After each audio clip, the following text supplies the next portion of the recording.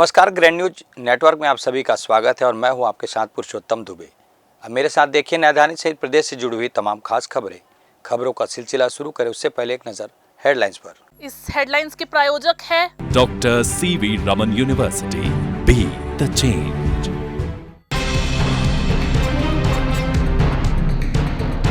प्रार्थना भवन उद्घाटन मामले में कांग्रेस बीजेपी आमने सामने। बेलतरा विधायक सुशांत शुक्ला का बड़ा बयान, उत्तर प्रदेश सरकार की तरह चलवाया जाएगा बुलडोजर।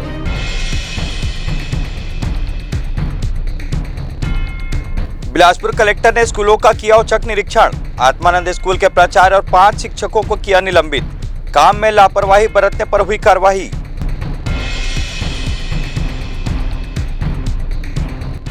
नवजात शिशु के शव का होगा DNA टेस्ट के लिए 12 दिन बाद कब्र खोदकर निकाला गया शव। DNA टेस्ट के लिए मांगी गई थी अनुमति।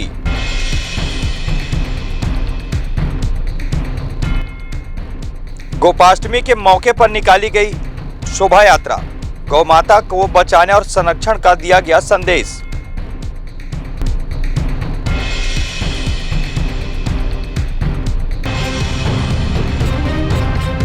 बिलासपुर की महत्वपूर्ण खबरों एवं गतिविधियों को जानने के लिए हमारे ग्रैंड न्यूज चैनल के फेसबुक पेज और यूट्यूब चैनल को सब्सक्राइब, लाइक, फॉलो, शेयर जरूर करें।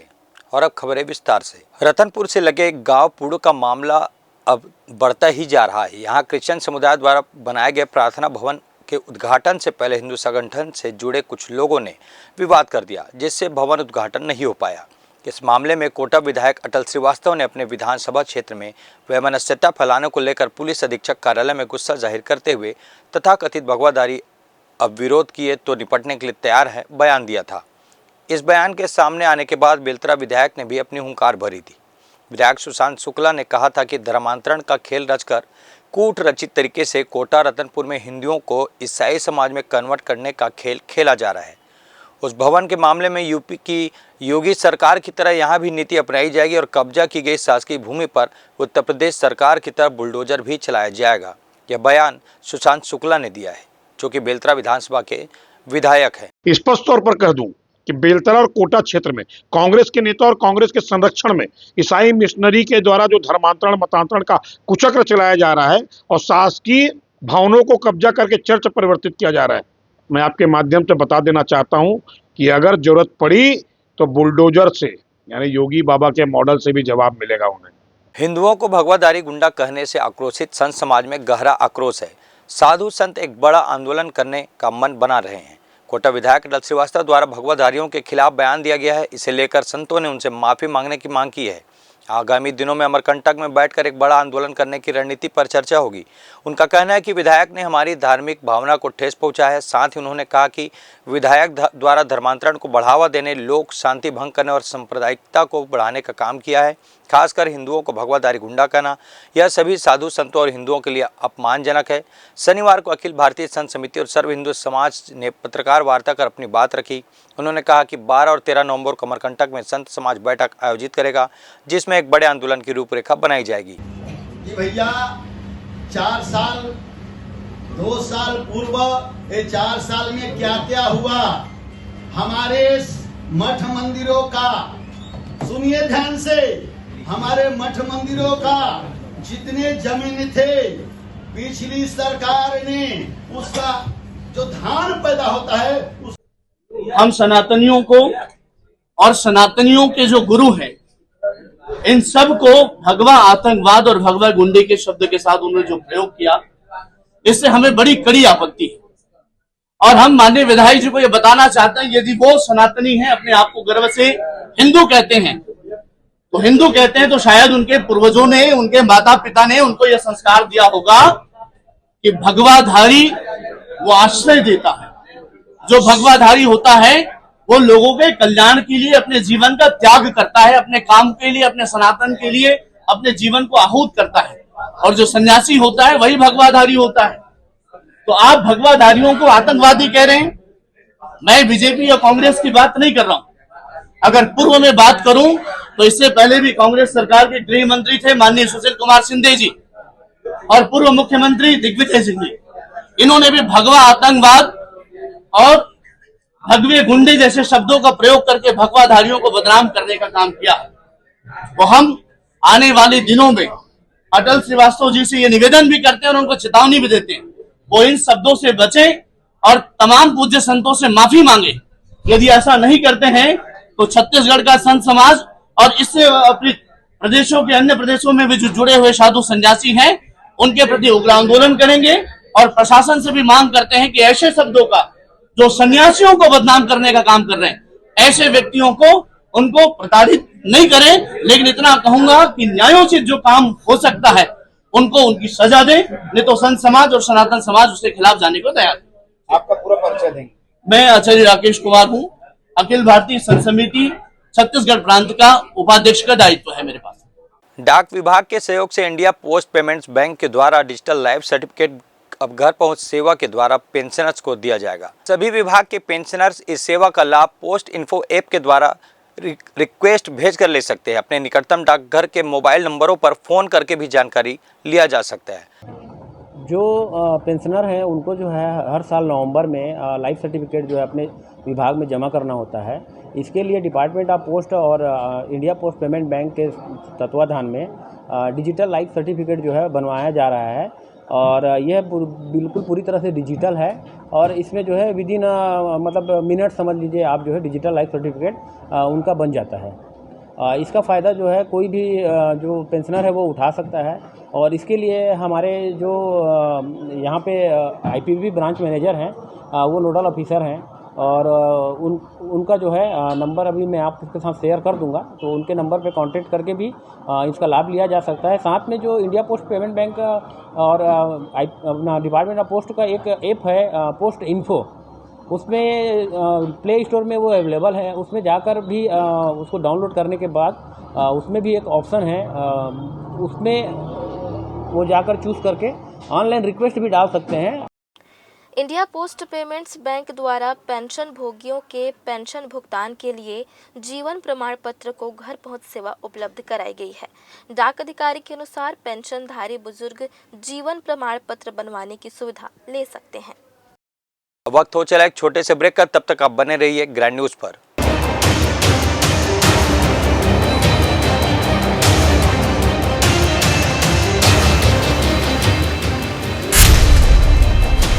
Dr. C.V. Raman University offers high-quality education to students, particularly those from difficult geographical areas of central India. The flourishing 70-acre campus boasts of more than 120 state-of-the-art laboratories, smart classrooms, research centers, and a plethora of on-campus facilities that provide easy access. Dr. C.V. Raman University. Break के बाद आप सभी का स्वागत है। Masturi block के जयराम नगर Atmanand school में निरीक्षण के दौरान अव्यवस्था पाए जाने पर जिला कलेक्टर अवनीश शरण ने कड़ी कार्रवाई करते हुए स्कूल के प्राचार्य, संकुल समन्वयक और 5 शिक्षकों को निलंबित कर दिया है। निरीक्षण के दौरान कलेक्टर ने पाया कि स्कूल परिसर में साफ सफाई का अभाव है, जिससे छात्रों के स्वास्थ्य पर बुरा असर पड़ सकता है। वहीं उन्होंने पाया कि शिक्षकों में अनुशासन की भारी कमी है। शिक्षकों का अपने काम के प्रति लापरवाह रवैया और समय की अनदेखी उनके कार्य के प्रति अनभिज्ञता को दर्शाता है।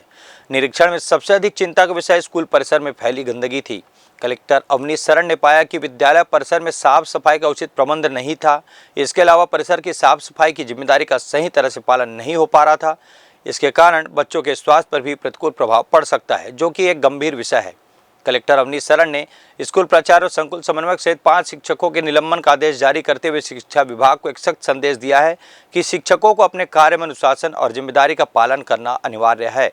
9 तारीख है ना, ये देखिए उपस्थिति में तो साइन भी नहीं किया, तो कैसे बोल रहे हो? बिलासपुर कलेक्टर अवनीश शरण ने सिम्स अस्पताल का औचक निरीक्षण किया। यहाँ के सभी वार्डों के निरीक्षण के अलावा आए हुए मरीजों से बातचीत कर उनकी स्थिति का जायजा भी लिया। सिम्स अस्पताल में मरीजों के लिए उपलब्ध कराए जाने वाले भोजन की गुणवत्ता भी देखी गई। जिला प्रशासन और नगर निगम सहित अन्य अधिकारियों को अलग अलग जिम्मा भी दिया गया है। कलेक्टर अवनीश शरण ने कहा, जो कि पिछले बार अस्पताल प्रबंधन को दिशा निर्देश दिया गया था, प्रबंधन ने उसे बखूबी निभाया है। सिम्स अस्पताल के इंफ्रास्ट्रक्चर को और भी बेहतर बनाए जाने की बात भी कलेक्टर अवनीश शरण ने कही है। सबसे बड़े मेडिकल कॉलेज एंड हॉस्पिटल का इंस्पेक्शन किया गया है और इसमें यहाँ के डीन, एमएस, नगर निगम के कमिश्नर और जिला प्रशासन के अन्य जो डिपार्टमेंट्स हैं, इनको उनको अलग अलग दायित्व यहाँ दिया गया है, चाहे वो सिविल वर्क से रिलेटेड हो, सैनिटेशन से है हो, और जो पेशेंट की जो देख रेख होती है उसके हिसाब से विज़िट किया गया है। विज़िट में लास्ट टाइम भी जो विज़िट किया गया था उसमें जो जो निर्देश दिए गए थे उसमें से अधिकांश कंप्लीट हो गए हैं। और अब हम लोगों का पूरा फोकस जो है, क्योंकि इंफ्रास्ट्रक्चर के मामले में तो काफ़ी बेहतर हो गया है, अब जो है सर्विसेज पे है कि कैसे मरीज जो आते हैं दूर दूर से, खासकर अन्य ज़िलों से आते हैं, उनको कैसे बेहतर हम सुविधा दिला सकें। तो उस पर जो डीन है और उनकी पूरी टीम इस पर लगातार काम कर रही है, चाहे वो पेशेंट के मूवमेंट को लेके हो, चाहे वो सर्विसेज को लेके हो, चाहे वो जो प्लान है उसको रीऑर्गेनाइज करना हो, OPD या IPD प्लान को। तो ये धीरे धीरे हम लोग कर रहे हैं इसको, और मुझे लगता है कि अगले कुछ दिनों में और जिस तरह से व्यवस्था में इम्प्रूवमेंट हुआ है और बेहतर हम कर पाएंगे। प्रदेश भर में स्मार्ट मीटर लगाने का काम जोरों पर है, लेकिन अब यह मीटर उपभोक्ताओं के लिए मुसीबत बन रहा है। एक तो बिजली का अधिक बिल, उसके बाद मीटर लगाने के दौरान बिजली उपकरण को हो रहे नुकसान से उपभोक्ताओं पर इसकी दोहरी मार पड़ रही है। छत्तीसगढ़ शासन के द्वारा प्रदेश भर में अब स्मार्ट मीटर लगाकर लोगों को सुविधा प्रदान करने की बात कही जा रही है। स्मार्ट मीटर पूरी तरह से प्रीपेड होगा, जिसके तहत उपभोक्ता रिचार्ज कराकर विद्युत का उपयोग आने वाले समय में करेगा। लेकिन अब यह स्मार्ट मीटर ही लोगों के लिए परेशानी का सबब बन रहा है। दरअसल स्मार्ट मीटर लगने के बाद जिस तरह से बिजली का अधिक बिल उपभोक्ताओं के पास पहुँच रहा है, उससे हर उपभोक्ताओं का बजट बिगड़ रहा है।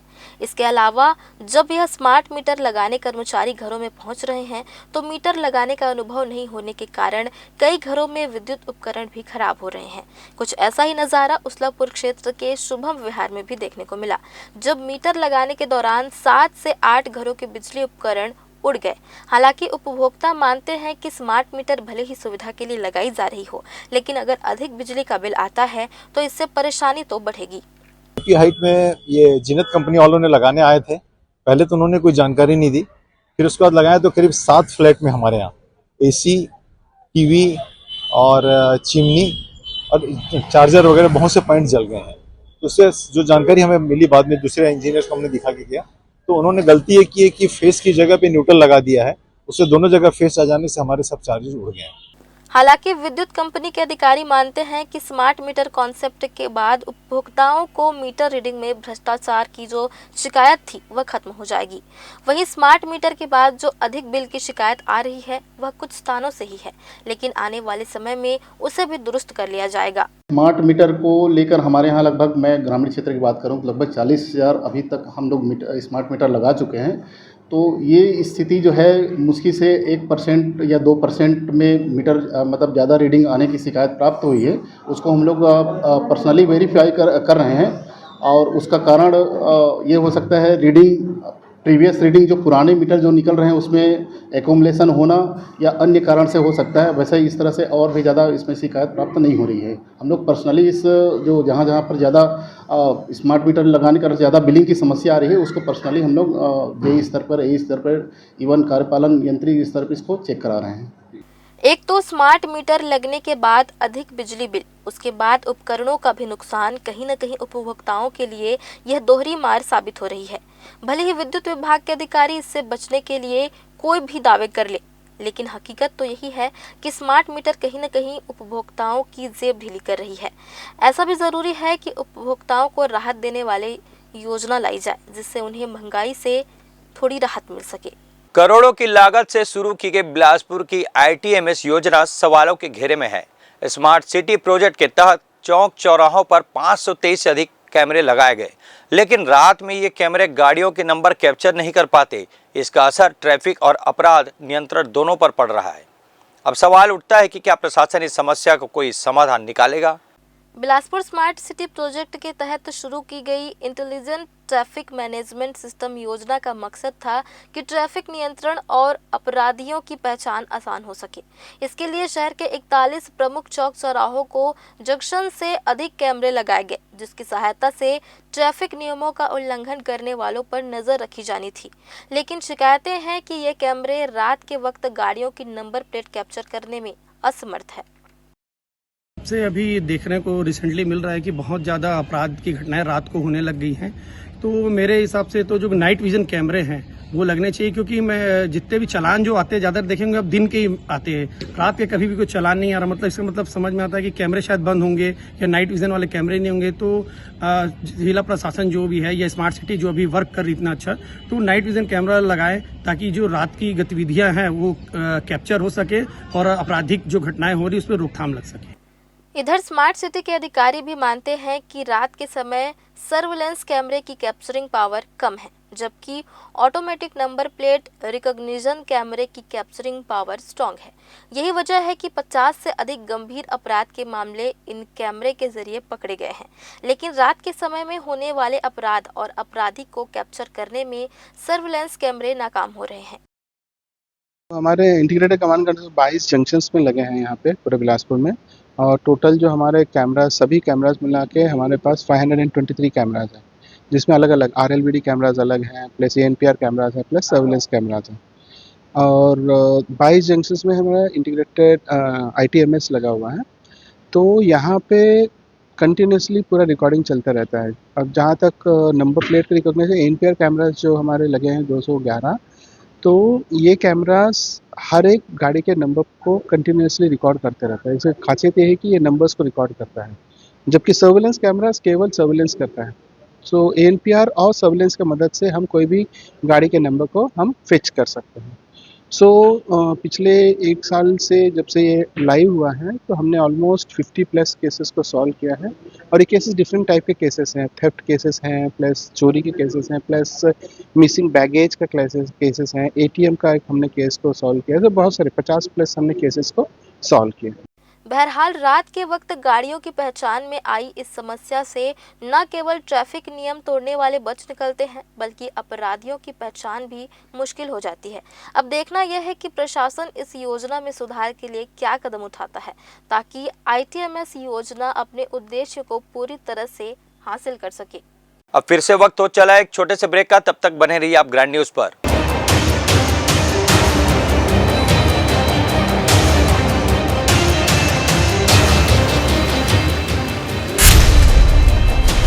Dr. C.V. Raman University offers high-quality education to students, particularly those from difficult geographical areas of central India. The flourishing 70-acre campus boasts of more than 120 state-of-the-art laboratories, smart classrooms, research centers, and a plethora of on-campus facilities that provide easy access. Dr. C.V. Raman University. Break के बाद आप सभी का फिर से स्वागत है। बीते दिनों कोटा क्षेत्र में एक दुष्कर्म का मामला सामने आया था, जिसमें नाबालिग के साथ युवक ने अनाचार किया था। नाबालिग गर्भवती हो गई थी और उसका प्रसव भी हुआ था, लेकिन नवजात शिशु कुछ ही घंटों के बाद मौत हो गई उसकी। इस मामले में आरोपी को पास्को एक्ट के तहत गिरफ्तार कर लिया गया था और इधर नवजात शिशु का अंतिम संस्कार करते हुए उसे दफना दिया गया था। पुलिस ने इस मामले में DNA टेस्ट कराने के लिए नवजात के शव को जमीन से खोदकर बाहर निकालने की अनुमति कार्यपालिक मजिस्ट्रेट से मांगी थी। अनुमति मिलने के बाद शव को बाहर निकाला गया और आगे की प्रक्रिया की जा रही है। क्षेत्र में एक नाबालिग बच्ची के साथ में जो है अनाचार करने से वो प्रेग्नेंट हो जाना, उसके बाद फिर बच्चे के जन्म देने के बाद बच्चे की डेथ हो जाने की घटना हुई थी, जो कि पुलिस के संज्ञान में आने पर तत्काल इसमें जो है पॉक्सो एक्ट के तहत और BNS की धाराओं के तहत इसमें हमने FIR किया और आरोपी को अरेस्ट करके न्यायिक रिमांड में भेजा था। इसमें विवेचना के दौरान चूँकि एक शिशु का जन्म हुआ था, जो कि जन्म के उपरांत ही उसकी मृत्यु हो जाने से परिजनों द्वारा उसे अंतिम संस्कार के रूप में दफना दिया गया था, तो DNA टेस्ट के लिए उसका शव उत्खनन जो है कार्यपालिक मजिस्ट्रेट की अनुमति से करवाया गया है और आगे उसका जो है विवेचना में DNA टेस्ट इत्यादि और आगे वैज्ञानिक विवेचना इसमें की जाएगी। 4 पहिया वाहन में एक नाबालिग बालक के द्वारा तोड़फोड़ करने के मामले में 2 पक्षों के बीच जमकर विवाद हो गया। नाबालिग के द्वारा जिस व्यक्ति की गाड़ी में तोड़फोड़ किया गया था, उसके द्वारा नाबालिग युवक की पिटाई कर दी गई, जिसके बाद मामला और भी गर्मा गया। गुस्साए नाबालिग के परिजनों और 4 पहिया वाहन के मालिक के बीच आपस में मारपीट शुरू हो गई। इस मामले में घायल मालिक ने इसकी शिकायत सिटी कोतवाली थाने में की, लेकिन जैसे ही वह थाने पहुंचा उसे ही थाने में बिठा लिया गया। हालांकि बाद में राजनीतिक दल के दबाव बनाने के बाद दोनों पक्षों के खिलाफ FIR दर्ज कर मामले की जांच की जा रही है। तो वहीं टीआई साहू ने बताया कि दयालबंद गुरुद्वारे के पास सतरूपा बोलर के नाबालिग पुत्र द्वारा अपने पड़ोसी बिशन राजपूत की रखी कार में स्क्रैच मारते हुए उसके कार की खिड़की में लगे कांच को क्षतिग्रस्त कर दिया गया। घटना की जानकारी कार मालिक को सीसीटीवी फुटेज देखने पर पड़ी, जिसके बाद कार मालिक बिशन ने सतरूपा के नाबालिग बेटे की पिटाई करते हुए उसे उसके घर लेकर गया, जहां नाबालिग की मां अति गुस्सा करते हुए सतरूपा बाई और उसके घर वालों के बीच इस मामले में दोनों पक्षों के खिलाफ एफआईआर दर्ज कर मामले की जांच की जा रही है। रात्रि में सतरूपा बोलर का पुत्र जो नाबालिग है वो बिशन सिंह राजपूत जो पड़ोस का है, वो जो वहाँ कार रखता था उसके कार में स्क्रैच करता था एवं तोड़ फोड़ करता था। उसी बात को लेकर दोनों पक्षों में मारपीट हुई थी, जिसमें सतरूपा बोलर की रिपोर्ट पर तथा बिशन सिंह राजपूत की रिपोर्ट पर दोनों में मारपीट का काउंटर मामला दर्ज कर दिया गया है तथा वैधानिक कार्रवाई की जा रही है। टेलीग्राम के जरिए ठगी की घटना को अंजाम दिया गया है। यह मामला बिलासपुर में रामा लाइफ सिटी का है। यहाँ रहने वाले सिविल इंजीनियर आशीष साहू को क्रिप्टो करेंसी में इन्वेस्टमेंट करने का झांसा देकर लगभग 1,92,000 रुपए की ठगी कर ली गई है। साथ ही ठगों ने पहले टेलीग्राम का ग्रुप बनाया, जिसमें सभी पीड़ितों को लालच देकर झांसे में लिया गया। आशीष के अलावा अन्य लोगों से 5-5 हजार रुपए एंट्री फीस के नाम पर जमा करा लिया गया और इसके बाद सभी को टास्क देकर क्रिप्टो करेंसी वाले ऐप से जोड़ा गया। इन्हें लॉगिन कराया गया और इनसे 55,000 रुपए डालने को कहा गया। पैसे डालने के बाद पीड़ित लोगों के पैसे डॉलर में दिखने लगे। फिर ठगी करने वालों ने और पैसे मांगे। इस तरह प्रार्थी आशीष ने 1,92,000 रुपए ठगियों के चक्कर में गंवा बैठे। इसके बाद आशीष को उनके साथ हुए ठगी का एहसास हुआ, तब उन्होंने फिर इसकी शिकायत सकरी थाने की, जहां ठगी होने की घटना की शिकायत दर्ज होते ही पुलिस इस मामले की जांच में जुट गई है। ठगी का मामला आने पर एक अपराध पंजीबद्ध किया गया, जिसमें प्रार्थी को टेलीग्राम ऐप में ग्रुप बनाकर उसमें क्रिप्टो करेंसी में इन्वेस्टमेंट के नाम पर ठगी की गई है। प्रार्थी से लगभग 1,92,000 की ठगी की गई, जिस पर अपराध पंजीबद्ध कर विवेचना में लिया गया। अपनी दीदी के साथ मार्केट निकली नाबालिग को जबरदस्ती भगा ले जाकर उसके साथ शादी रचाने का मामला सामने आया है। दरअसल बिलासपुर के दयालबंद अटलवास में रहने वाली नाबालिग अपनी दीदी के साथ मार्केट गई हुई थी, जो लौटकर वापस घर नहीं आई। घबराए नाबालिग के पिता ने इस मामले की शिकायत थाना सिटी कोतवाली में दर्ज कराया। शिकायत मिलते ही मामले को गंभीरता से लेते हुए जांच शुरू की गई, जिसके बाद गुम हुई नाबालिग के सभी रिश्तेदारों से पूछताछ की गई। पुलिस को इस दौरान मुखबिर के जरिए जानकारी हुई कि नवागांव मुंगेली के रहने वाले अगम कुमार ने किसी नाबालिग को लाकर अपने चाचा के घर छिपा रखा है, जिसके बाद पुलिस ने टीम बनाकर अगम डहरिया के घर दबिश दी, जहां नाबालिग को बरामद किया गया और अगम ने नाबालिग को भगाकर ले जाने और जबरदस्ती शारीरिक संबंध बनाना कबूल भी किया। बालिका को छिपाकर रखने के मामले में सहयोगी चाचा मनोज डहरिया सहित दोनों आरोपी को गिरफ्तार कर आगे की कार्रवाई करने के लिए जेल भेज दिया गया है। पुलिस ने बरामद नाबालिग को परिजनों को सौंप दिया है। मामले में जांच चल रही थी, जब मुखबिरी की खबर से नवागांव में दोनों आरोपी को दाबिश देके पकड़ा गया है और उन्हें गिरफ्तार कर रिमांड भेजा गया है। आरोपी में वो लड़का था खुद और उसका चाचा जिसने उसका साथ दिया, दोनों को गिरफ्तार कर लिया गया। आपराधिक तत्व भी हाईटेक होते जा रहे हैं। यही वजह है कि मोबाइल पर मौजूद डिजिटल ट्रांसफर के माध्यम से वे मोबाइल चुराकर उससे पैसे ट्रांसफर कर रहे हैं। हालांकि लगातार लोगों को जागरूक किया जा रहा है कि फोन पर सुरक्षा संबंधित सभी उपाय रखें, ताकि फोन चोरी होने की स्थिति में उन्हें आर्थिक नुकसान न हो। लेकिन फिर भी देखा जा रहा है कि साइबर से जुड़े मामले सामने आते ही रहते हैं। ऐसे मामला सामने आया जब 29 सितंबर को रेलवे स्टेशन गौरेला के बाहर बाजार से सब्जी लेकर आते समय एक व्यक्ति का मोबाइल जेब से चोरी हो गया, जिसके बाद जेबकतरे ने उक्त मोबाइल के फोन पे वॉलेट से 75,000 रुपये ट्रांसफर के माध्यम से निकाल ली। प्रार्थी की सूचना पर थाना गौरेला में अज्ञात व्यक्ति के विरुद्ध धारा 303(2), 318(4) के तहत अपराध दर्ज किया गया, जिसके बाद साइबर सेल की टीम को जेबकतरों के गिरोह पर कार्रवाई करने के निर्देशित किए गए। साइबर सेल की टीम ने कड़ी से कड़ी जोड़ते हुए गणेश सोनी निवासी रेलवे कॉलोनी अमलई शहडोल मध्य प्रदेश को डिवाइस सहित हिरासत में ले लिया, जहां उससे पूछताछ और साक्ष्य संकलन बाद विधिवत गिरफ्तार कर आगे की कार्रवाई की जा रही है। अब फिर से वक्त हो चला एक छोटे से ब्रेक का, तब तक आप बने रहिए ग्रैंड न्यूज पर।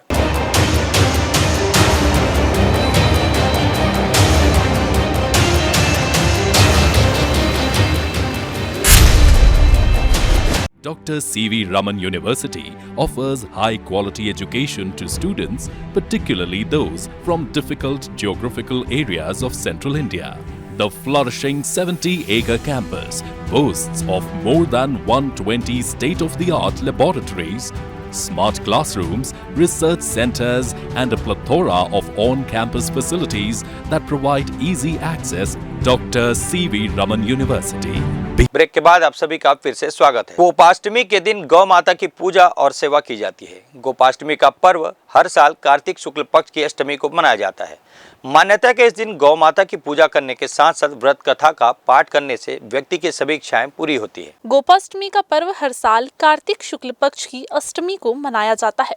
मान्यता है कि इसी दिन भगवान कृष्ण ने गौचारण लीला शुरू की थी, इसलिए ही इस दिन गौ माता की सेवा की जाती है।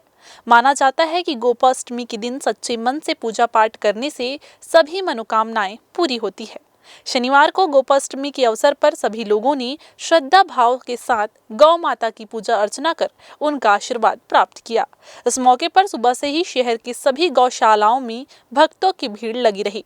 इसके अलावा गोपाष्टमी में दान पुण्य का भी महत्व है। पूजा करते हैं, लेकिन आज गोपाष्टमी का उद्यापन किए हैं। उसमें सभी गायों के लिए उनका चारा, लाई, पतासा, गुड़ और चना दाल भिगो के उनको शॉल, चादर उड़ाना, उनका पूजन वंदन करना, सब कुछ करके आरती करके उनके पसंद की चीजें उनके खाने के लिए लाए। जी, आज गौ अष्टमी है, इसलिए हम गाय की पूजा करने आए हैं और गाय का उद्यापन किए हम लोग।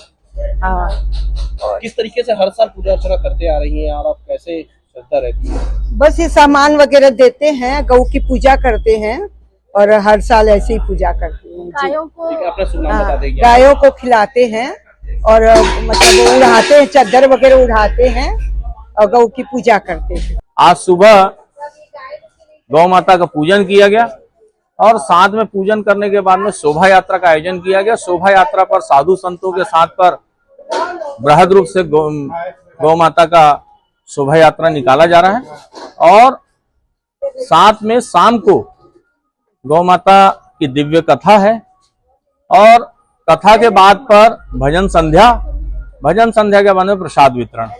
पूरा जो कार्यक्रम है गौ माता को समर्पित है, भगवान श्री कृष्ण को समर्पित है। और ये बिलासपुर जो गौ सेवा धाम है 22 वर्षों से एक्सीडेंटल गाय की सेवा का कार्य कर रहा है। हर वर्ष इसी तरह से गौशालाओं में गायों की पूजा अर्चना कर उनका आशीर्वाद प्राप्त किया जाता है।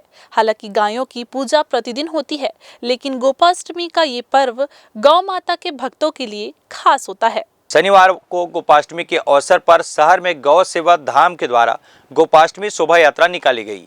यह शोभा यात्रा श्याम मंदिर प्रांगण से शुरू होकर सिटी कोतवाली चौक, सदर बाजार, पुलिस लाइन, मरवाड़ी लाइन, जूनी लाइन होते हुए वापस पशु चिकित्सालय पहुंचकर समाप्त हुई।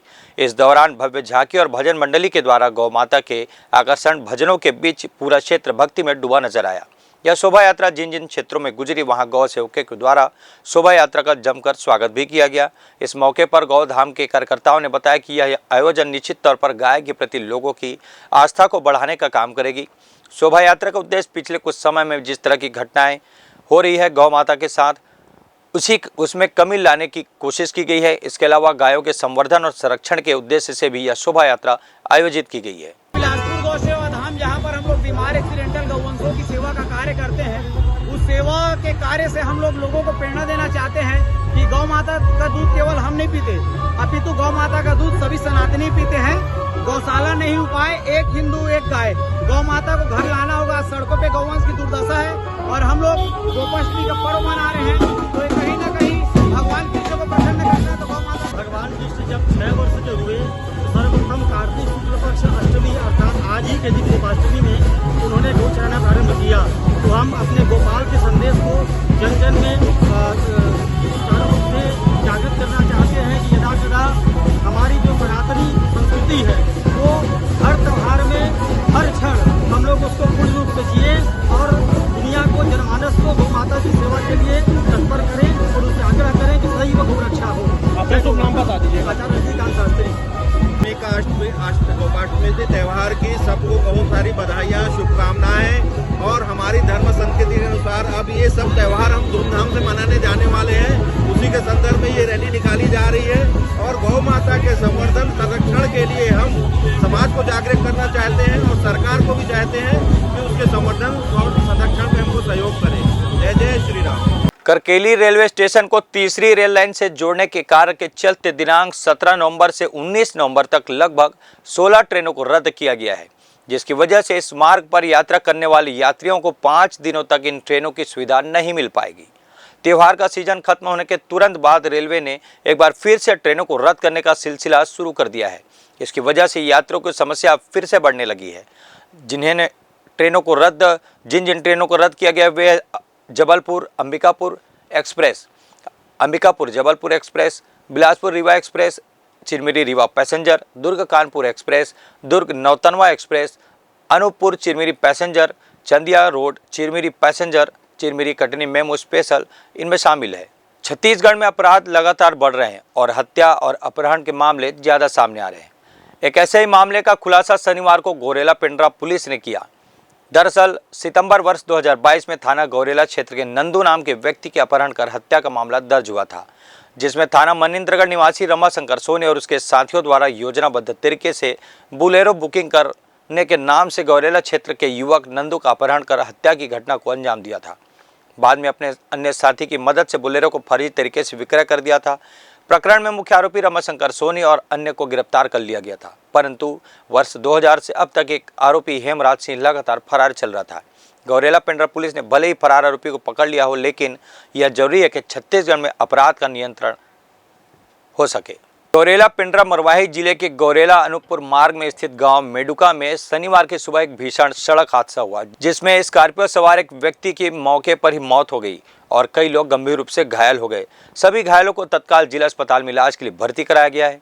सूचना पर पहुंची पुलिस ने मर कायम कर मृतक के शरीर को पोस्टमार्टम के लिए भेज दिया है।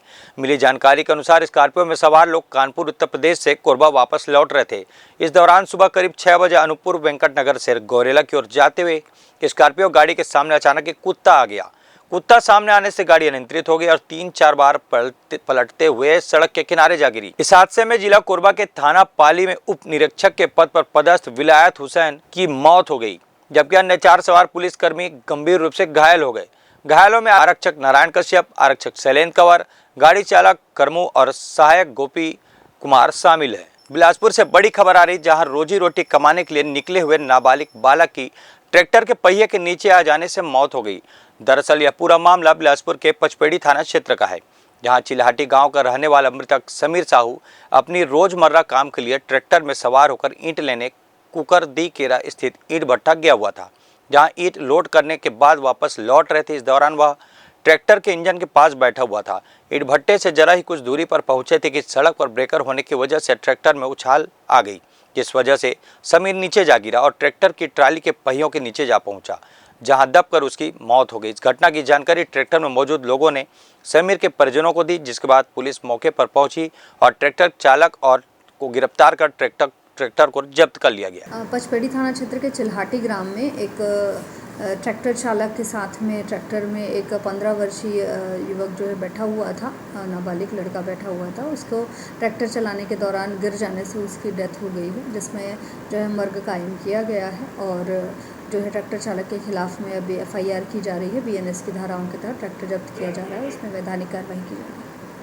तो ये थी आज की बुलेटिन के तमाम खबरें। अब वक्त हो चला है आपसे विदा लेने का। जल्द होगी फिर से मुलाकात। तब तक के लिए मुझे और मेरी टीम को दीजिए इजाजत। धन्यवाद।